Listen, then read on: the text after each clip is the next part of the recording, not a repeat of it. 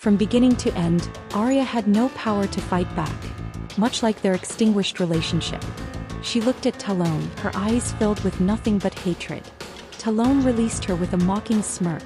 Trying to cozy up to Xavier Ashford? Do you really think you have what it takes? Everyone knows he's picky and barely gets involved with women. Besides, Aria, you freeze up just from a kiss. Do you think you can handle a man like him? Aria averted her gaze, unwilling to look at his face. That's my business, not yours. Talon looked down at her from his superior height, his voice soft yet venomous. Or is it that you still can't forget me? Are you parading yourself in front of Xavier Ashford just to make me jealous? Aria felt sick to her stomach. She met his gaze with defiance. Talon, if you hadn't framed my father, your marriage to Kara Ashford would have nothing to do with me. Stop flattering yourself. Their eyes locked in a silent battle. After a long moment, Talon sneered. Aria Delacroix, you'll come to me willingly. Let's wait and see. With that, he opened the door and walked away. The heavy wooden door slammed shut with a loud bang. Aria's legs gave out, and she leaned weakly against the wall as tears rolled silently down her cheeks. Talon was truly cruel.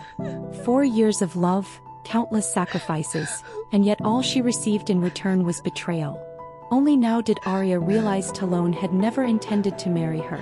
She was merely his plaything. And yet she had once dreamed of walking down the aisle with him. Aria laughed bitterly through her tears. Aria. Skylar's voice broke through her sorrow. Aria wiped her tears and looked up, only to freeze in place. Standing outside the door were Skylar, her husband, and Xavier Ashford. Xavier had changed into a deep blue shirt and light gray trousers, his attire sharp and professional. Skylar, worried but careful not to mention Talon, said instead, "It started raining suddenly, so we had to stop playing." Her husband chimed in awkwardly.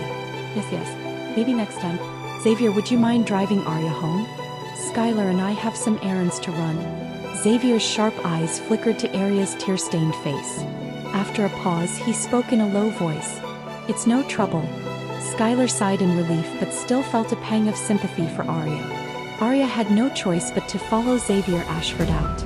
Outside, the storm raged on, lightning splitting the sky and rain pouring down in torrents. The parking lot was uncovered. Xavier went to fetch his car. Soon a Bentley rolled up to Aria. She didn't dare ask him to step out, so she dashed through the rain. By the time she settled into the passenger seat, her clothes were half soaked. Feeling self-conscious, she sat stiffly, afraid Xavier might be annoyed. Xavier glanced at her briefly but said nothing, starting the engine. The road down the mountainside was winding, and the heavy rain caused traffic to crawl.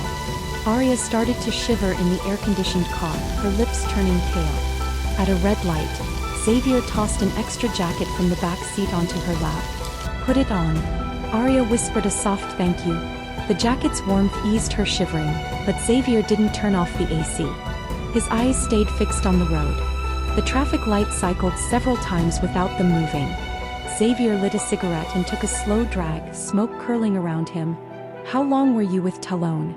Aria hesitated before answering honestly. 4 years. Xavier seemed mildly surprised, his eyes glancing briefly at her bare legs. A shadow of desire flickered across his gaze.